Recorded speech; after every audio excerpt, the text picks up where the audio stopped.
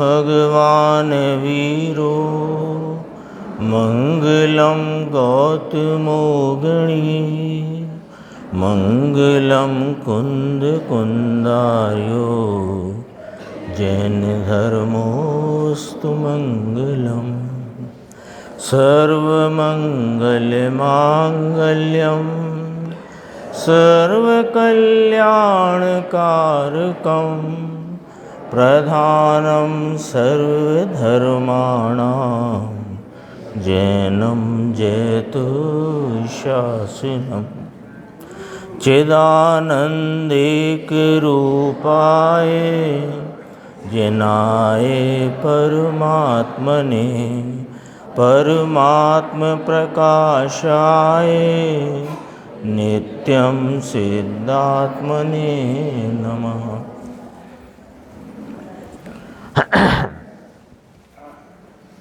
परमात्म प्रकाश ग्रंथ की हमने सुबह 68 नंबर की गाथा की स्वाध्याय प्रारंभ की। इस गाथा में आचार्य परमात्मा फरमाते हैं कि जिनवर देव ऐसा कहते हैं। जिनवर देव जीव उसे कहते हैं कि जो उत्पाद को नहीं करता, व्यय को नहीं करता और बंध मोक्ष को नहीं करता। ऐसा वह जीव दृष्टि का विषयभूत पदार्थ है जिसे हमने अब तक लक्ष्यगत नहीं किया। उसकी चर्चा करते हुए ये गाथा यहाँ पर आई और इसकी चर्चा अपन ने जब देखी थी तो इसकी टीका की एक पंक्ति है, उसे अपन दोबारा से पढ़ते हैं और जो चर्चा अपनी जहाँ तक पहुँची थी वो थोड़ा सा अपन स्मरण में लेते हैं कि शुद्ध पारिणामिक परम भाव ग्राहक शुद्ध द्रव्यार्थिक नय से यह आत्मा मैं आत्मा ना बंध का करता है और ना मोक्ष का करता है। ये बात अपन ने पढ़ी, इसके पहले पढ़ी थी कि शुद्धात्मानुभूति के अभाव होने पर शुभ अशुभ उपयोगों से परिणमन करके जीवन मरण शुभ अशुभ कर्मबंध को करता है और शुद्धात्मानुभूति के प्रकट होने पर शुद्ध उपयोग से परिणमित होकर मोक्ष को करता है। ये बात अपन सुबह पढ़ चुके हैं। ये जो चर्चा आई इसमें अपनी चर्चा यहाँ तक पहुँची थी कि बंध भाव तो हो ही रहे हैं और अनेकों अनंत जीव ऐसे हैं जो पूर्व में बंध भाव में परिणमते थे, अब मोक्ष भाव में परिणमते हैं। हम लोग को अभी कदाचित बंध भाव अथवा आंशिक निर्मल भाव और फिर पूर्ण निर्मल भाव भी परिणमेगा। तो ये जो परिणमन है इसको यदि आत्मा नहीं करता तो कौन करता है, ये प्रश्न अपने सामने आया था। तो गुरुदेव श्री के व्याख्यान के आधार से अपन ने देखा था, गुरुदेव श्री फरमाते हैं कि पर्याय को पर्याय करती है, पर्याय को द्रव्य नहीं करता। ये जो द्रव्य पर्याय की भिन्नता की भणकार है, इस गाथा के गुरुदेव श्री के जो व्याख्यान है, ये जिसे अपन अभी अपने स्वाध्याय में ले रहे हैं, उसमें बहुत गंभीरता से और बहुत युक्ति के द्वारा बहुत सूक्ष्मता से गुरुदेव श्री ने द्रव्य पर्याय की भिन्नता का और द्रव्य पर्याय की स्वतंत्रता का निरूपण इसमें किया है। अपन विचार करें कि ये द्रव्य पर्याय की भिन्नता और द्रव्य पर्याय की स्वतंत्रता से हमारे प्रयोजन की सिद्धि में क्या लाभ है। अपने को थोड़ा विचार करना चाहिए ना कि ऐसे ही एक विषय आ गया है तो इस विषय की सूक्ष्मता बारीकी क्या है, इसको समझने के लिए हम नहीं हैं यहाँ एकत्रित। हम यहाँ एकत्रित हैं कि हमारे आत्मकल्याण के प्रयोजन की सिद्धि कैसे हो। तो वो आत्मकल्याण के प्रयोजन के लिए ये द्रव्य पर्याय की भिन्नता का और स्वतंत्रता का जो विषय है वो हमारे इस प्रयोजन में किस प्रकार से उसका उपयोग है, वह किस रूप से महत्वपूर्ण है। सच्चाई तो ये है कि ये द्रव्य पर्याय की भिन्नता वाला जो भेद ज्ञान है, ये वास्तव में असल भेद ज्ञान यही है। और हम और आप सभी जानते हैं कि भेद विज्ञान के बिना यह अपने इस संसार का अभाव नहीं हो सकता। कलश भी आता है ना, भेद विज्ञानता सिद्धा सिद्धा एकिल केचन अस्य एव अभावता बद्धा बद्धा ये किल केचन। तो अपने सामने यह स्पष्ट है कि हमारी परिणति में भेद विज्ञान रूपी भाव प्रकट होना चाहिए। और भेद विज्ञान की ये कुंजी है। कौन? द्रव्य पर्याय की भिन्नता का स्वरूप यदि हम अपने विकल्पात्मक ज्ञान में निर्णय करके और उपयोग का उस तरफ उस रूपता से जो प्रयोग करें वर्तते हुए वर्तमान उपयोग का, तो परिणति में भेद ज्ञान उत्पन्न होता है। भेद ज्ञान की जब चर्चा चले तो कहते हैं कि शरीर और आत्मा भिन्न है, ये भी एक भेद ज्ञान की बात है। राग और आत्म स्वभाव भिन्न है, ये भी एक भेद ज्ञान की बात है। और द्रव्य और पर्याय भिन्न है, ये भी एक भेद ज्ञान की बात है। सच्चाई को अपन यदि देखें तो क्या आती है बात सामने कि ये जो तीन प्रकार के भेद ज्ञान हैं, अथवा भेद ज्ञान के ये जो तीन स्टेप हैं, ये हमारे विकल्पात्मक निर्णयात्मक भेद ज्ञान के हैं। देह से भिन्नता का या पर द्रव्यों से स्वद्रव्य की भिन्नता का भेद ज्ञान, स्वभाव और विभाव के बीच का भेद ज्ञान, और द्रव्य पर्याय के मध्य या द्रव्य और पर्याय के बीच का भेद ज्ञान। तो ये पहले जब हम इस ज्ञायक तत्व का निर्णय करने को जब उद्यमवंत होते हैं, जब हम इसका निर्णय करने के लिए उद्यमशील होते हैं, तो ये निर्णय में ये तीन स्टेप पड़ते हैं भेद ज्ञान के प्रयत्न में। स्वद्रव्य परद्रव्य का भेद ज्ञान, स्वभाव विभाव का भेद ज्ञान, और द्रव्य पर्याय के बीच का भेद ज्ञान।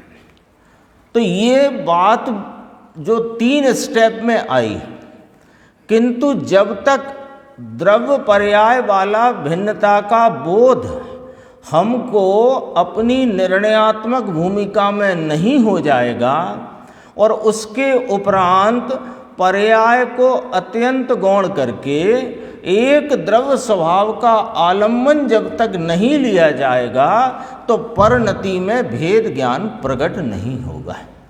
तो वो जो निर्णयात्मक भेद ज्ञान है, जिसमें अपन तीन स्टेप की बात की है ना, स्वद्रव्य परद्रव्य का भेद ज्ञान, स्वभाव विभाव के बीच का भेद ज्ञान, द्रव्य पर्याय के बीच का भेद ज्ञान, वो बात निर्णयात्मक स्तर पर ही रह जाएगी।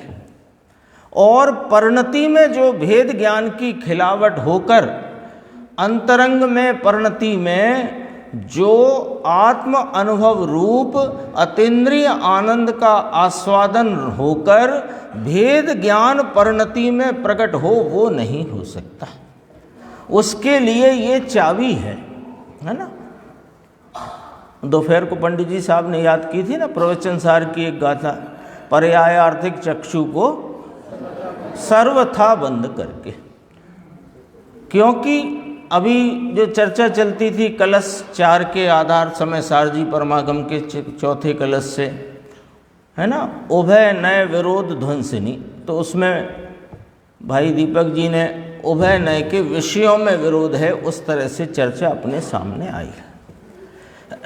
अब अपने को ये जो गुरुदेव श्री ने जो स्पष्टीकरण लिया है द्रव्य पर्याय की भिन्नता का, वो अपन देखते हैं। अपनी चर्चा यहाँ तक आई थी कि यदि ये बंध और मोक्ष की पर्याय को, सम्यक दर्शन की पर्याय को, मोक्ष मार्ग की और शुद्धि की वृद्धि रूप पर्यायों को आत्मा नहीं करता तो कौन करता है कि पर्याय को पर्याय करती है। उसका जवाब यहाँ नीचे थोड़ा विस्तार से है, अपन देखते हैं कि सम्यक दर्शन की पर्याय को जीव नहीं करता। आप लोग देख पा रहे हैं क्या? ये पेज नंबर 240 है, ये 240 के नीचे का हिस्सा है। सम्यक दर्शन की पर्याय को जीव नहीं करता। क्यों नहीं करता? प्रश्न हो गया ना। क्योंकि सारा उपदेश जनागम में हमारे पूज्य गुरुदेव श्री भी यही कहते रहे कि इस मनुष्य भव में करने लायक कोई काम है तो एक सम्यक दर्शन अपनी परिणति में प्रकट करो। और अपन भी अभी चर्चा कर रहे थे कि भेद विज्ञान परिणति में प्रकट हो, तो कहा वो पर्याय को भी जीव नहीं करता। क्यों नहीं करता? क्योंकि उस पर्याय में षट कारक रूप परिणमने की पर्याय की सामर्थ्य से वह पर्याय परिणमती है। देखो ये बात आई। ऐसा क्यों कहते हो? क्योंकि देखो इसका एक बहुत सीधा लॉजिक है कि द्रव्य त्रैकालिक है ना, तो द्रव्य तो अनादि से है और अभी भी है और अनंत काल तक रहेगा। और सम्यक दर्शन की जो पर्याय समझो कि आज 8 तारीख को प्रकट हुई, तो सम्यक दर्शन की जो पर्याय 8 तारीख को प्रकट हुई, 8 तारीख की शाम को जिस समय भी हुई, वो उस ही समय क्यों हुई? यदि द्रव्य उसे करता है तो अनादि से अब तक क्यों नहीं की? विचार करते हैं, लॉजिक है ये, न्याय है। क्योंकि वो पर्याय उस समय में ही उत्पन्न होने की योग्यता थी, ऐसा अपन विचार कर सकते हैं। उसका जन्म क्षण था, तो जन्म क्षण में जो उत्पन्न हुई वो बात तो हमने स्वीकार की, योग्यता प्रमाण हुई, अपने जन्म क्षण में हुई, क्रमबद्ध के परिणमन में क्रमशः होते हुए अपनी योग्यता से हुई। लेकिन की किसने? प्रश्न तो ये चल रहा है, करी किसने उसे? हुई ये बात तो ठीक है, योग्यता से हुई, जन्म क्षण में हुई, किया किसने? तो जो ऊपर आई थी ना बात, उस पर्याय को पर्याय करती है। तो पर्याय कैसे करती है? कि पर्याय अपने षट कारक रूप परिणमन की सामर्थ्य से स्वयं उस पर्याय को करती है। गुरुदेव ने स्पष्ट किया, देखो ऊपर पहली पंक्ति में था ना, सम्यक दर्शन की पर्याय को जीव नहीं करता। क्यों? तो कहा कि उस पर्याय को वह पर्याय अपने षट कारक रूप परिणमने की सामर्थ्य से करती है। तो स्पष्ट किया कि सम्यक दर्शन की पर्याय का कर्ता पर्याय, सम्यक दर्शन रूपी कर्म या कार्य वो स्वयं पर्याय, और पर्याय कर्ता, पर्याय कर्म, पर्याय के परिणमने का साधन पर्याय, संप्रदान पर्याय, अपादान पर्याय और अधिकरण भी पर्याय। क्योंकि वो पर्याय ने परिणमित होकर दी किसको? कि पर्याय को। और वो पर्याय हुई कहाँ से? कि पर्याय में से, है ना। थोड़ा इसमें आगे बात आने वाली है, तब अपन चर्चा करेंगे उसकी। पर्याय में से पर्याय हुई। तो आप तो निषेध करते हो कि पर्याय में से पर्याय नहीं होती। अरे हम ये निषेध करते हैं कि पूर्व पर्याय में से पर्याय नहीं होती, लेकिन जो पर्याय स्वयं उत्पाद रूप हुई वो पर्याय में से ही पर्याय हुई है। यदि वो द्रव्य में से हुई तो अब तक क्यों नहीं हुई, और अब क्यों हुई? तो देखो इसमें और स्पष्ट किया, पर्याय अपादान, पर्याय संप्रदान, पर्याय करके पर्याय रखे। पर्याय का आधार पर्याय है। यह एक समय की सम्यक दर्शन की पर्याय षटकारक रूप पर नमती है, नाम उत्पन्न होती है।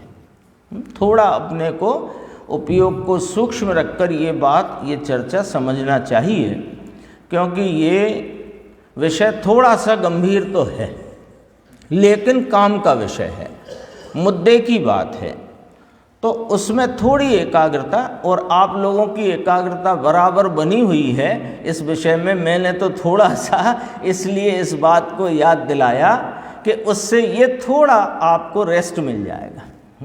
बात तो आगे बढ़ाना ही है।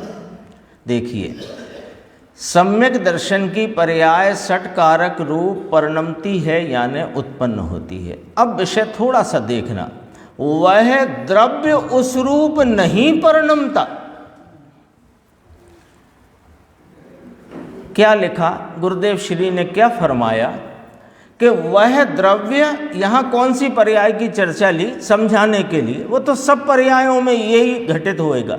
यहाँ कौन सी ली कि सम्यक दर्शन की पर्याय, तो कहते हैं कि ये जो सम्यक दर्शन की पर्याय उस रूप द्रव्य नहीं परिणमता। लो, हम तो ये सुनते आए, समझते आए, पढ़ते आए कि पर्याय रूप द्रव्य परिणमता है। अपनी पर्याय रूप कौन परिणमता है कि वही द्रव्य परिणमता है। पर्याय किसे कहते हैं कि जिस व्यक्त भाव में द्रव्य परिणमता है उसे पर्याय कहते हैं।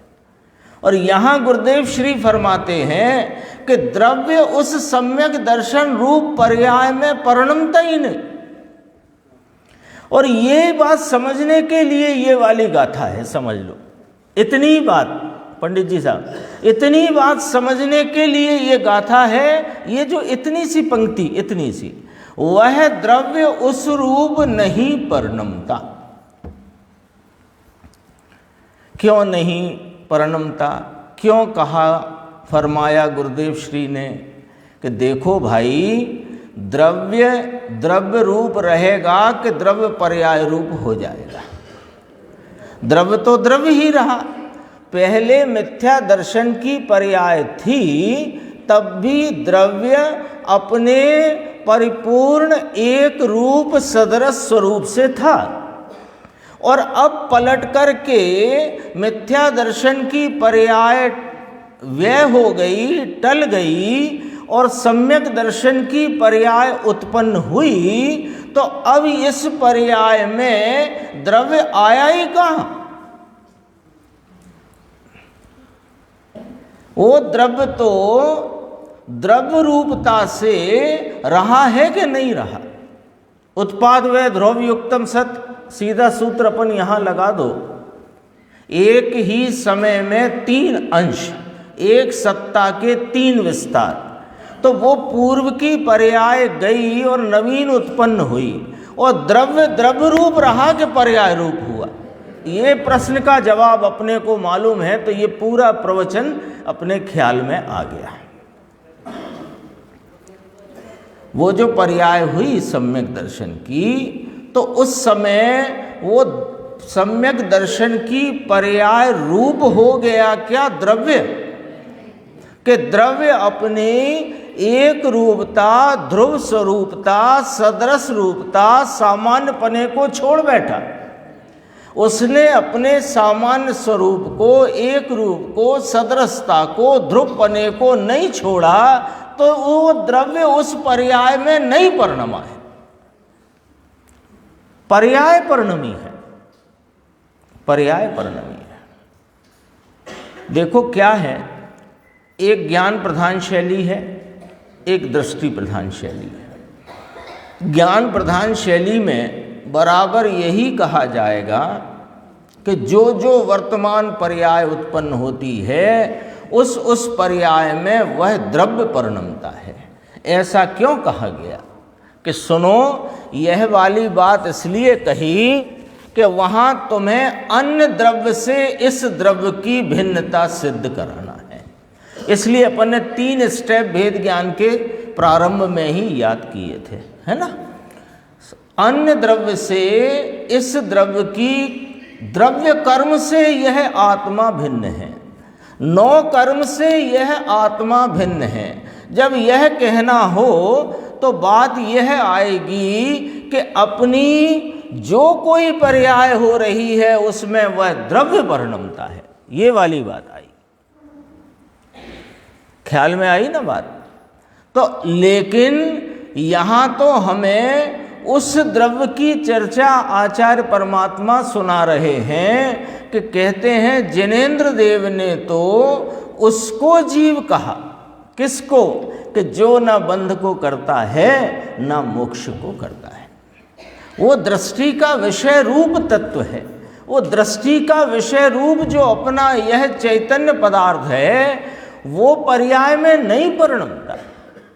देखो, ये बात को जब तक हम इतने ही वजन से स्वीकार नहीं करेंगे तब तक वह पर्याय पर से दृष्टि छूटकर यह द्रव्य स्वभाव वर्तमान पर्याय का विषय बनेगा कैसे, इसके लिए की बात है। और उसके बिना इस आत्मा में आनंद रूपी भाव उत्पन्न होकर मोक्ष मार्ग का प्रारंभ हो सके ऐसा संभव ही नहीं। गुरुदेव का 3 सूत्रीय फार्मूला है, सबने सुना ही होगा। 3 सूत्रीय फार्मूला, निमित्त का भी लक्ष्य छोड़कर, राग का लक्ष्य छोड़कर और एक समय की पर्याय का लक्ष्य छोड़कर अपने त्रिकाली ध्रुव गायक को जो वर्तमान पर्याय अपने उपयोग रूप उस वर्तमान ज्ञान की पर्याय उसे विषय बनाती है, वो पर्याय सम्यक ज्ञान आनंद रूप, आनंद के स्वस्वरूप संचेतन रूप परिणमित हो जाती है। ये देखो बात ली यहाँ वह द्रव्य उस रूप परिणमता नहीं। अब तो ख्याल में आया ना, ये वाला जो एंगल है यहाँ कौन सा दृष्टिकोण है, वो एंगल अपन देखते हैं। वह द्रव्य उस संकेत को नहीं करता। कौन करता है? तो वो पीछे जवाब आ ही चुका है कि वह सम्यक दर्शन की पर्याय को, संकेत की पर्याय को किसने किया है? कि पर्याय को पर्याय ने किया है। कैसे किया है? कि अपने षटकारक रूप परिणमन की सामर्थ्य के द्वारा वह पर्याय पर्याय को करती है, जिसमें पर्याय कर्ता और पर्याय कर्म करण संप्रदान अपादान अधिकरण। अब देखो एक प्रश्न इसमें आया, दिख रहा है ना आप लोग को बराबर? ठीक है, प्रश्न छपा नहीं है, प्रश्न छपा नहीं है, लेकिन उत्तर पर से हमें प्रश्न का बोध हो जाएगा। उत्तर है ना, तो मैं प्रश्न पहले बनाकर आपको बोल देता हूँ। वो प्रश्न वही है। यहाँ पूछा गया है, क्या साहिब द्रव्य और पर्याय पृथक हैं? ऐसा पूछा गया है, लिखा नहीं है, क्योंकि सभा में से जब पूछते थे ना तो आवाज़ उतनी स्पष्ट सुनाई नहीं दे, तो वो रिकॉर्ड नहीं हो पाई, तो लिखी भी नहीं हो पाई। लेकिन उत्तर पर से अपने को ख्याल आ गया। क्या पूछा? क्या पूछा है मुमुक्षु ने, जो लिखा नहीं, कि क्या साहेब द्रव्य और पर्याय पृथक है? हम तो यही समझते आए हैं कि द्रव्य पर्याय बिना का होता नहीं और पर्याय बिना द्रव्य की होती नहीं। प्रवचन सार जी में तो प्रारंभ की गाथाओं में बात आ गई, द्रव्य बिना पर्याय नहीं, पर्याय बिना का कोई द्रव्य नहीं होता। और आप कह रहे हैं कि द्रव्य और पर्याय पृथक हैं, भिन्न हैं, जुदा हैं, अलग अलग हैं। तो कहा वस्तुपने भले अलग नहीं, पर भाव रूपता से तो सर्वथा भिन्न है। अभी चल रही थी ना बात स्याद पदांके, ये तो स्यादवाद स्वरूप जिनवाणी है, और अपने को तो अपने लक्ष्य को प्राप्त करना है, तो उसके लिए जिस अपेक्षा की जरूरत है उस अपेक्षा वाले भाव को पकड़ना है। देखो गुरुदेव श्री का उत्तर देखते हैं कि पृथक ही है भाई, द्रव्य और पर्याय पृथक ही है। पर्याय और द्रव्य दोनों एक है ही नहीं, ऐसा कहा। पर्याय और द्रव्य दोनों एक है ही नहीं। आगे लिया है गुरुदेव ने, देखो मैं वो भी पढ़ देता हूँ। ये मुमुक्षु का अगला प्रश्न है ना, फिर जिससे वो पहेली नहीं रह जाए, यहीं के यहीं सॉल्व करते हैं उसको। देखो मुमुक्षु का प्रश्न, पर्याय बिना का द्रव्य तो, पेज नंबर 242 है, अगला पेज आ गया। तो मैं पढ़ता हूँ, देखो, पर्याय बिना का द्रव्य तो, फिर डैश डैश डैश। यानी मुमुक्षु ने पूछा साहब पर्याय बिना का द्रव्य तो कोई होता ही नहीं, और आपने अभी पीछे ही कहा कि पृथक ही है। तो फिर गुरुदेव ने यहाँ स्पष्टीकरण दिया है, देखो ये तो पर की अपेक्षा से पर्याय का द्रव्य, वो वाला द्रव्य पर्याय बिना का नहीं होता। जो पर की अपेक्षा से इस द्रव्य की बात की जाए, जो एक क्षेत्र अवगाह रूप से द्रव्य कर्म और नौ कर्म रूप ये शरीर यहाँ ऐसा एक साथ दिखाई दे रहा है, यहाँ है ना, ये स्वद्रव्य चैतन्य भगवान विराजता है, और यही द्रव्य कर्म अपने स्पर्श रसगंधादि भावों से, और ये नौ कर्म रूप शरीर भी स्पर्श रसगंध वाले भावों से रहा है। उन अन्य द्रव्य की अपेक्षा यह मेरा चैतन्य स्वद्रव्य पर्याय सहित का ही है। लेखक गुरुदेव की तो व्याख्या इतनी गजब की है कि सच कहें, मैं तो वहाँ अशोकनगर में 1-2 बार 4 बार ये बात कह चुका हूँ, यहाँ भी कहता हूँ कि ये सच कहें तो वर्तमान में पूज्य गुरुदेव श्री ही एक इतने सामर्थ्यवान व्याख्या करने वाले हुए जो द्रव्य पर्याय की भिन्नता को इतनी सरलता से समझा दिया। अन्यथा ये बात समझा पाना कठिन था और हम लोगों का समझ पाना कठिन था। ये बड़ा जटिल विषय हो जाता है, क्योंकि जो पूरे जिनागम में आगम शैली से देखो, ज्ञान प्रधान शैली से देखो, तो पर्याय बिना का द्रव्य कहीं स्वीकार ही नहीं किया गया। लेकिन दृष्टि का विषय भूत जो सम्यक दर्शन का विषय रूप जो द्रव्य है, उसमें यदि पर्याय शामिल करोगे तो सम्यक दर्शन नहीं हो सकता, ऐसी वाली बात है। और ये कार्य इस वर्तमान युग में पूज्य गुरुदेव श्री की कृपा से, उनकी इस व्याख्या से हो सका, अन्यथा सच कहता हूं मैं संभव ही नहीं था। पंडित जी साहब इस बात को स्वीकार कर सकेंगे, नहीं था संभव, ऐसी बात है। ये तो पर की अपेक्षा से पर्याय वाला द्रव्य, उसे स्वद्रव्य कहा। अगली पंक्ति, स्वय की अपेक्षा से देखा जाए तो ये द्रव्य पर्याय बिना का ही है।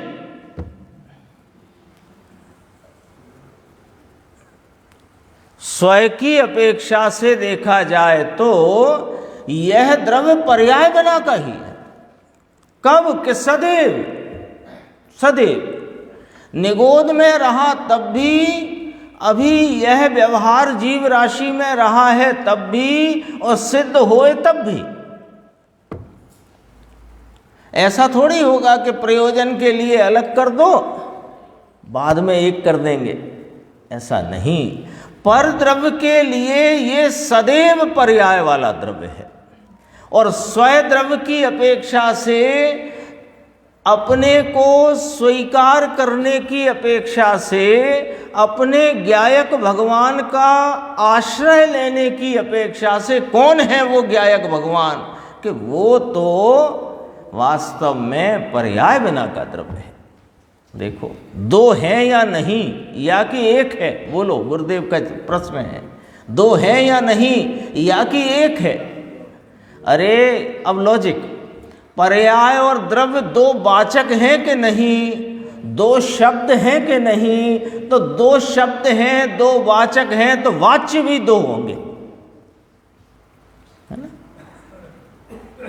ये मेरे ही हाथ है, मेरे ही हाथ है, ये दायां है और ये बायां है, तो ये दायां हाथ बायां हाथ दो कहे कि नहीं कहे, तो भिन्न हुए कि नहीं हुए,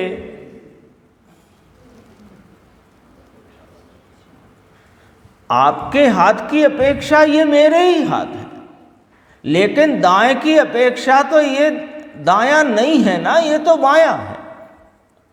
सरल सा एक थोड़ा इशारा अपन समझ सकें उस बात का। वाच्य दो हैं तो दोनों भिन्न चीज है, वास्तव में तो द्रव्य पर्याय को स्पर्शता ही नहीं है। फिर अपन वापस वहाँ चलते हैं, फिर यहाँ आएंगे दोबारा लौट के। वो इसलिए यहाँ आ गया मैं, ये बात आई थी ना पृथक ही है। वापस पेज नंबर मैं बता देता हूँ, 241 पे है ना। पर्याय और द्रव्य दोनों एक है ही नहीं। पर्याय में, अब ये जरा गुरुदेव का इधर ये वाला एंगल भी समझना है ना। देखो, पर्याय में द्रव्य का ज्ञान आए, परंतु पर्याय में द्रव्य नहीं आता। बोलो, है ना? आ सकता है क्या?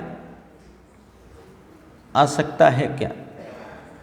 ये मैं यहां बैठा हुआ हूं, ऐसी मेरी इस आकृति का आपके वर्तमान अभी वर्तते ज्ञान में ज्ञान आया है कि ये आकृति पूरी की पूरी आ गई है, या मैं ही आ गया हूं, है ना? बाहर वृक्ष है तो वृक्ष है, और वृक्ष ज्ञान में आया है तो ज्ञान आया है वृक्ष का कि वृक्ष आया है, ज्ञान आया है। बहुत सीधा सच्चा लॉजिक है।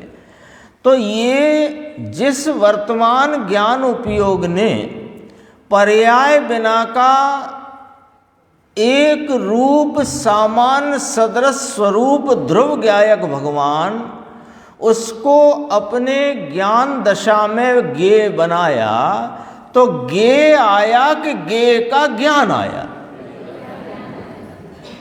यही वाला न्याय है। देखो, पर्याय में द्रव्य का ज्ञान आए, परंतु पर्याय में द्रव्य नहीं आता। परम भाव स्वभाव भाव भगवान नित्यानंद प्रभु, ऐसा जो जीव, उसका एक समय की ज्ञान की पर्याय में वह पूरा तत्व है, परिपूर्ण तत्व है, ऐसा यहाँ ज्ञान आता है, परंतु वह द्रव्य यहाँ नहीं आता। तो सरल लॉजिक है इसका। देखो, वीतराग मार्ग की बलिहारी, एक समय की पर्याय में लोकालोक का ज्ञान आए, केवल ज्ञानी परमात्मा अरिहंत परमात्मा विराजते हैं, केवल ज्ञान परिणमित है उनका। उसमें एक समय की केवल ज्ञान की अवस्था में पूरा लोकालोक जानने में आए, तो लोकालोक आया कि लोकालोक का ज्ञान आया। वही वाला न्याय है। देखो, एक पर्याय में पूरे द्रव्य का ज्ञान आता है, ऐसी चीज है, ऐसा ज्ञान आता है, वस्तु नहीं आती। ये तो अपन परद्रव्य के संबंध में प्रतिदिन ये जो इंद्रियों के विषयभूत मूर्त पदार्थों को जान रहे हैं ना, तो इस बात को तो समझ ही सकते हैं। अरे ऐसा मार्ग का तत्व है। अभी देखो गुरुदेव ने क्या लिया यहाँ, तो गजब की बात कही। तू राग की एकता में भिड़ गया है प्रभु।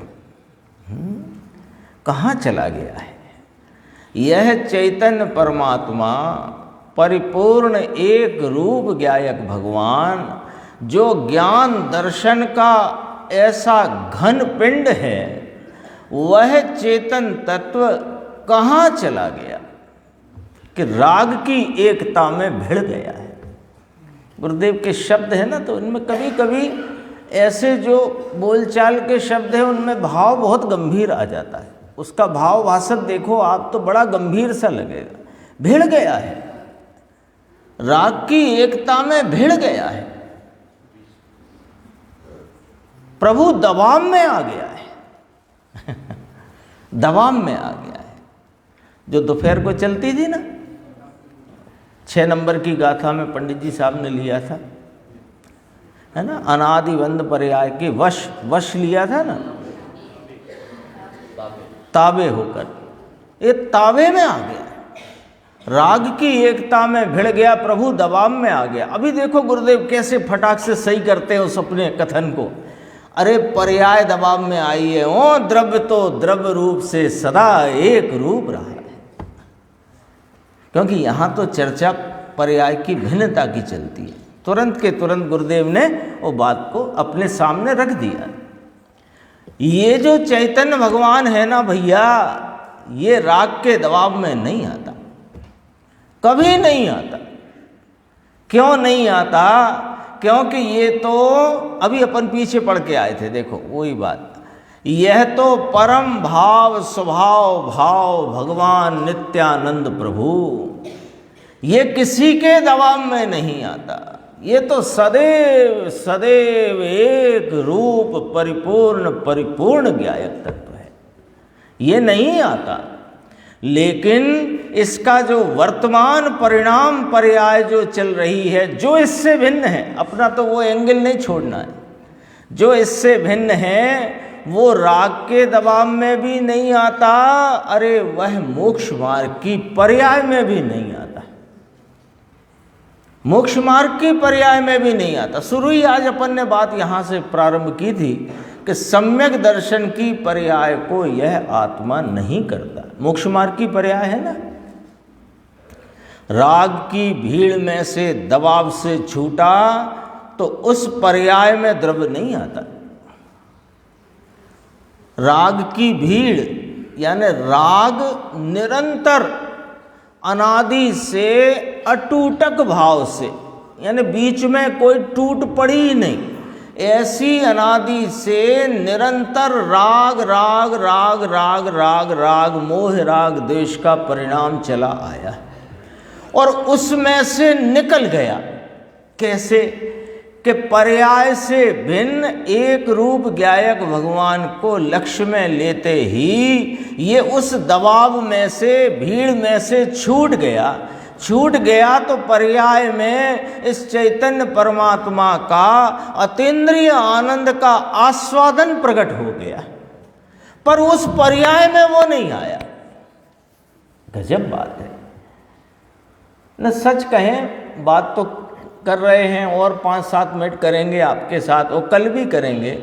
गुरुदेव श्री की वाणी तो ऐसी गजब की है कि एक एक लाइन में ही बहुत बहुत माल निकलता है, एक एक लाइन में माल निकलता है। पर ये बात का मज़ा तब है, लाभ तब है, उसका अपने को फ़ायदा कब होगा कि इस पर थोड़ा विचार अपन स्वयं करें। क्योंकि जो कुछ अपने पढ़ा सुना वो गुरुदेव श्री का था, मैंने सुना दिया, आपने सुन लिया। आपका निजी काम नहीं हुआ कुछ भी। आपका निजी काम कब होगा कि ये भले 45 मिनट में जितनी बात आई उसका 2 मिनट भी आपने विचार किया तो वो आपका निजी होगा। वो द्रव्य पर्याय की भिन्नता का जो कुछ आप विचार करो, भले वो आपको जमती है नहीं जमती है, जितनी जमती है जो जमती है बात उतने तक आप विचार करोगे तो वो आपका निजी मामला है, वो आपको कार्यकारी होगा। आपके निर्णय की कोटि में, निर्णय के प्रयत्न में वो कार्यकारी होगा। सुनना देखो कह ही देता हूँ, शिवरार्थी रूप से तो हम सब यहाँ पर उपस्थित हैं, लेकिन शिवरार्थी कब तक बनना है? अपने को तो आत्मार्थी बनना है ना, और है ही आत्मार्थी। वास्तव में आत्मार्थता से ही यहाँ एकत्रित हैं तो शिवरार्थी नाम हो गया, लेकिन आत्मार्थिता बनाए रखना है, इसीलिए ये बात है। देखो जिनवर त्रिलोकनाथ, उसमें यह दिगंबर धर्म, यह सनातन जैन दर्शन, ये अपन पढ़ चुके हैं कि ये पर की अपेक्षा से पर्याय का द्रव्य, स्वयं की अपेक्षा से तो पर्याय बिना का द्रव्य है। ये बात अपन ने देख ली है। नीचे देखते हैं। देखो गुरुदेव ने जब ये बात कही कि वास्तव में तो द्रव्य पर्याय को छुआ ही नहीं है, अनादि से अभी तक और अभी भी नहीं छू रहा और अनंत काल तक नहीं छुएगा, छूता नहीं है। अन्य द्रव्य को नहीं छूता वो तो बात है ही, अरे ये अपनी पर्याय को नहीं छूता। क्यों? क्योंकि पर्याय तो भाई पलट जाने वाला भाव है और ये तो कायम रहने वाला भाव है। तो कायम रहने वाला भाव पलटने वाले भाव को छूता ही नहीं है। तब गुरुदेव ने समय सार परमागम में गाथा 49 है ना, जो गाथा बहुत प्रसिद्ध है, अलिंग ग्रहण की गाथा भी कहलाती है, उसके अव्यक्त के 6 बोल में से ये पहला बोल गुरुदेव ने याद किया। देखो, व्यक्त पहला नहीं है, ये बात का है, शायद 5वां है ये। व्यक्त अव्यक्त का एक साथ ज्ञान होने पर भी व्यक्त को प्रभु स्पर्श नहीं करता। ये गुरुदेव ने ऊपर बोला ना, वास्तव में तो द्रव्य पर्याय को स्पर्शा ही नहीं। तो उसके संदर्भ में गुरुदेव ने आचार्य अमृतचंद्र देव की टीका में जो अव्यक्त के 6 बोल आए, इस गाथा की टीका ही अद्भुत अद्भुत करी अमृतचंद्र आचार्य ने, है ना। पंचास्तिकाय में अलग प्रकार से की, प्रवचन सार में 20 अलिंगरण के बोल कहे, यहाँ अव्यक्त के 6 बोल कहे। तो देखो क्या कहते हैं, व्यक्त अव्यक्त 2 शब्द आ गए अपने पास, ये 2 शब्द शुरू से चल रहे हैं, यहाँ उसका समझो शब्द बदला है। व्यक्त किसे कहा कि पर्याय को व्यक्त कहा, और अव्यक्त कौन है कि यह द्रव्य स्वभाव वह अव्यक्त है। तो व्यक्त अव्यक्त का एक साथ ज्ञान होने पर भी ज्ञान की दशा में यह ज्ञायक भगवान स्वरूप से और व्यक्त पर्याय वो पर रूप से, स्व पर प्रकाशक है ना, तो ज्ञान की पर्याय में व्यक्त ये कैसे हुआ, ये स्वयं पर कैसे हो गया कि देखो, जिसने अपने चैतन्य तत्व को आप रूप स्वीकार किया है, उसके पहले जो ज्ञान है वो अपने को इस ज्ञायक भगवान जो पर्याय रहित का, पर्याय बिना का एक रूप विशेष से रहित सामान्य स्वरूप जो ज्ञायक है, उसको जब विषय किया तो वहाँ पर यह अव्यक्त स्वरूप का ज्ञान भी हुआ और आनंद आदि भाव का वेदन भी हुआ कि नहीं। यदि इसका ज्ञान नहीं हुआ तो श्रद्धा ने इसे अंगीकार कैसे कर लिया। ये जो चैतन्य परमात्मा एक रूप सामान सदृश स्वरूप, इसका ज्ञान किया, दरअसल इसका ज्ञान किया और पर्याय में आनंद उपजा, तो वो आनंद वेदन में आया कि नहीं आया। तो व्यक्त और अव्यक्त, पर्याय व्यक्त और ये चैतन्य परमात्मा अव्यक्त, व्यक्त अव्यक्त दोनों का एक साथ ज्ञान हुआ, लेकिन वह उस ज्ञान को ज्ञान की वह पर्याय जो आनंद को भोगती हुई पर्याय, जो ज्ञायक को लक्ष्य करती हुई और आनंद को वेदन करती हुई पर्याय है, वो पर्याय इस चैतन्य परमात्मा को स्पर्श नहीं करती। लिखा यहाँ, व्यक्त अव्यक्त का एक साथ ज्ञान होने पर भी व्यक्त को प्रभु नाम ये अव्यक्त स्वरूप अपना चैतन्य भगवान ये उस पर्याय को स्पर्श नहीं करता। अपने ही जो ज्ञान की वर्तमान पर्याय इस चैतन्य परमात्म तत्व को लक्ष्य करती हुई और वहाँ आनंद का वेदन करती हुई जो ज्ञान उपयोग की दशा है, वो दशा को यह प्रभु स्पर्श नहीं करता है। ये तो अपना एक रूप स्वरूप कायमी भाव से ऐसा का ऐसा रहा हुआ है। यहाँ तक अपनी चर्चा आई है और इसमें और भी कुछ चर्चाएं इसी संदर्भ से हैं। अपन आगे की स्वाध्याय में उस चर्चा को लेंगे समय।